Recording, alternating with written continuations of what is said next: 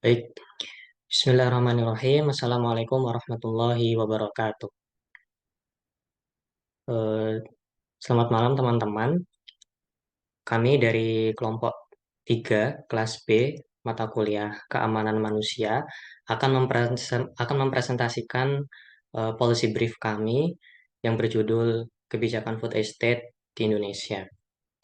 Eh, Kelompok kami terdiri dari 5 orang, yakni Fadila Pawane, Lucy Anggraini Pagualan, Naswa Atsela Pratnya Azahra, kemudian ada Septian Dandi Abanswan, dan saya sendiri Farid Helmi Maulana. Selanjutnya adalah Key Policy Messages. Ada beberapa Key Policy Messages yang bisa kami bagikan dari policy brief kami.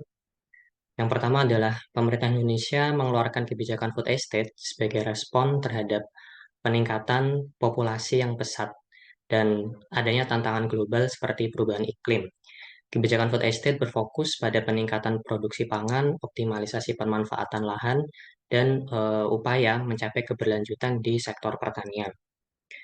Namun, dalam pelaksanaannya, kebijakan ini menghadapi beberapa tantangan seperti tidak selarasnya upaya peningkatan ekonomi masyarakat, khususnya petani dengan proyek food estate, kemudian adanya risiko dan dampak negatif yang dihasilkan oleh food estate, terutama dengan realisasi kebijakan ini di lahan gambut, dan keterlibatan perusahaan swasta dalam pengembangan food estate yang dikhawatirkan dapat mendominasi sektor pertanian dari hulu hingga hilir serta membahayakan masyarakat lokal. Yang ketiga, melihat dampak dan tantangan tersebut, maka perlu suatu perbaikan dalam hal kebijakan ketahanan pangan di Indonesia, khususnya implementasi kebijakan food estate. Ada beberapa rekomendasi. Yang pertama, pemerintah perlu meningkatkan transparansi dan memperbaiki komunikasi terkait data-data yang berhubungan dengan food estate, sehingga masyarakat dapat eh, mendapatkan informasi yang lebih akurat dan dapat mengawasi pelaksanaan program. Kemudian melakukan perencanaan konsep pembangunan yang matang berupa analisis kebutuhan pangan, pemilihan lokasi yang tepat, dan pengembangan infrastruktur yang memadai. Kemudian memperkuat rantai pasokan pangan dan meningkatkan produksi lokal. Food estate harus dirancang lebih siap untuk menghadapi berbagai macam krisis.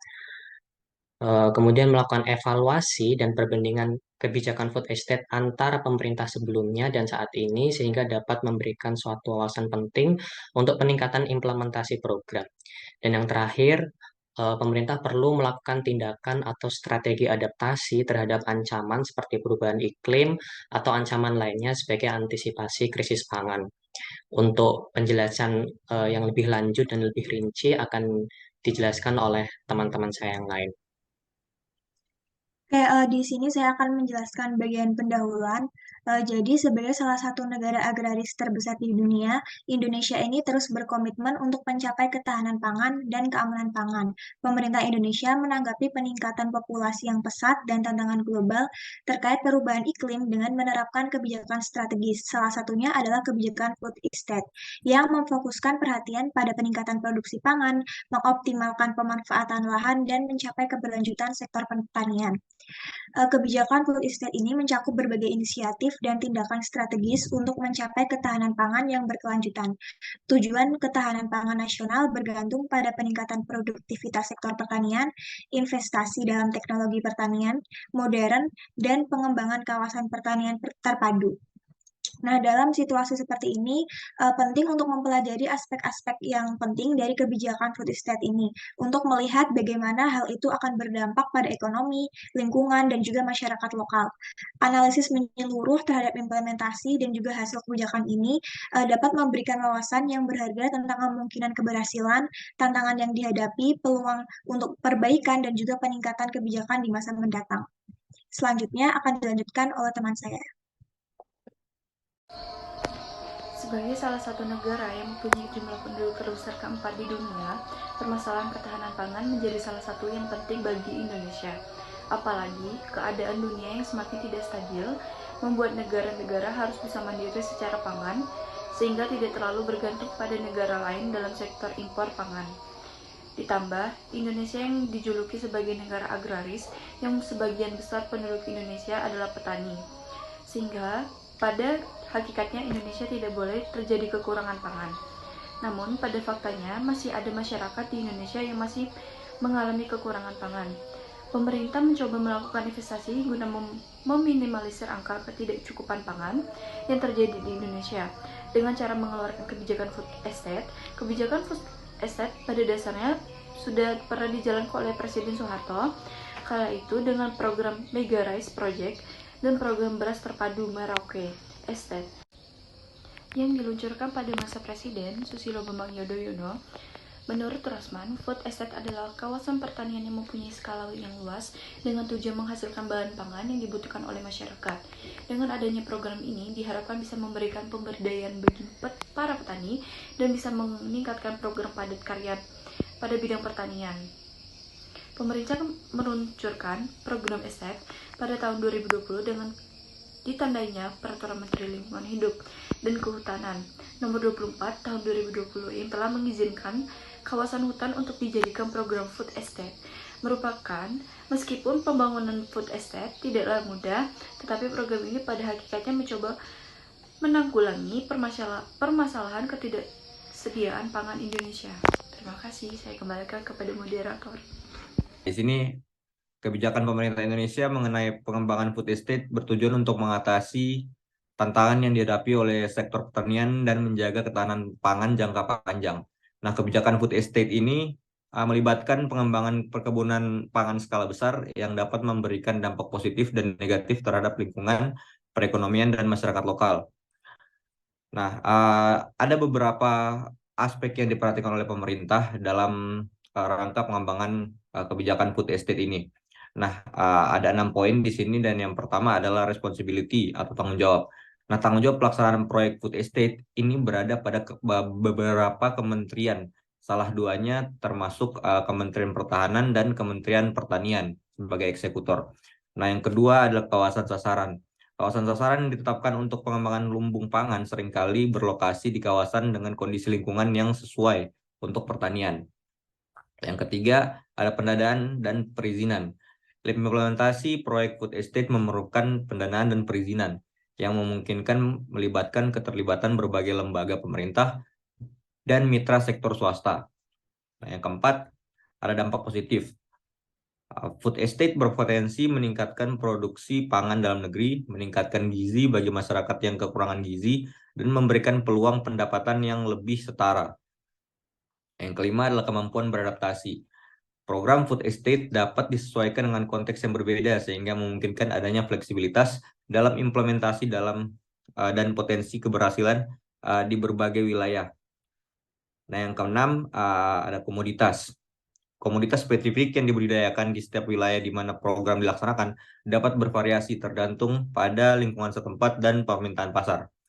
Nah, dalam aspek-aspek yang diperhatikan oleh pemerintah ini tentunya diperhitungkan juga ada beberapa tantangan. Salah tiganya ada perluasan food estate mungkin bertentangan dengan upaya pemerintah untuk memajukan perekonomian masyarakat khususnya petani.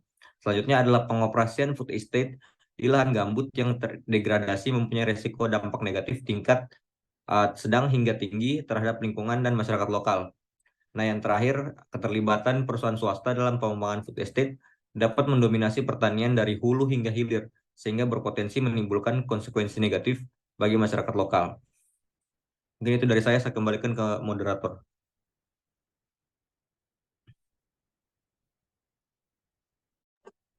Baik, berikutnya adalah policy recommendation. Yang seperti kita tahu bahwa Indonesia ini meluncurkan inisiatif food estate untuk meningkatkan ketahanan pangan. Berikut ada beberapa rekomendasi kebijakan. Yang pertama adalah peningkatan transparansi data. Pemerintah harus lebih terbuka dalam menyampaikan data yang dimana berkaitan dengan kebijakan food estate. Hal ini didorong oleh adanya perbedaan antara pernyataan pemerintah dan data yang diungkapkan oleh institusi dan penelitian sebelumnya. Dengan meningkatkan transparansi data, masyarakat dapat mendapatkan informasi yang lebih valid dan dapat mengawasi pelaksanaan program dengan lebih baik. Yang kedua, ada perencanaan konsep pembangunan yang matang. Kegagalan food estate di Indonesia ini disebabkan oleh kurangnya perencanaan konsep pembangunan yang matang. Oleh karena itu, perlu adanya perencanaan yang lebih baik untuk memastikan keberhasilan program ini. Perencanaan yang matang dapat mencakup analisis kebutuhan pangan, pemilihan lokasi yang sesuai, dan juga pengembangan infrastruktur yang memadai. Yang ketiga, ada studi perencanaan dan kebijakan spesial. Diperlukan studi perencanaan dan kebijakan spesial untuk mengatasi dampak lingkungan dan memberikan landasan bagi pengembangan food estate. Hal ini termasuk analisis dampak lingkungan dan pengusulan kebijakan yang terkait. Studi ini dapat membantu pemerintah dalam memilih lokasi yang tepat dan mengurangi dampak negatif pada lingkungan. Yang keempat, ada ketahanan pangan di tengah krisis. Program food estate harus lebih responsif terhadap krisis seperti pandemi. Diperlukan juga kebijakan yang membangun sistem pangan yang lebih tangguh untuk menghadapi tantangan seperti wabah penyakit. Hal ini dapat dilakukan dengan meningkatkan produksi pangan lokal dan memperkuat rantai pasok pangan. Yang kelima, ada evaluasi dan perbandingan kebijakan. Pemerintah perlu melakukan evaluasi menyeluruh dan perbandingan kebijakan food estate antara pemerintahan sebelumnya dan pemerintahan saat ini. Ini dapat memberikan wawasan berharga untuk peningkatan implementasi program. Evaluasi ini dapat mencakup analisis dampak sosial, ekonomi, dan lingkungan dari program food estate ini. Yang terakhir ada pengembangan strategi antisipasi krisis pangan. Dalam mengembangkan food estate, penting juga untuk kita memiliki strategi antisipasi krisis pangan. Ini dapat mencangkup langkah-langkah adaptasi untuk mengatasi perubahan iklim atau ancaman lainnya. Strategi ini dapat membantu memastikan ketahanan pangan jangka panjang. Dari rekomendasi kebijakan ini bertujuan untuk meningkatkan efektivitas dan keberlanjutan program food estate di Indonesia dengan memperhitungkan aspek transparansi, perencanaan dampak lingkungan, ketahanan terhadap krisis, evaluasi kebijakan, dan strategi antisipasi krisis pangan. Sekian dari saya kembalikan kepada moderator.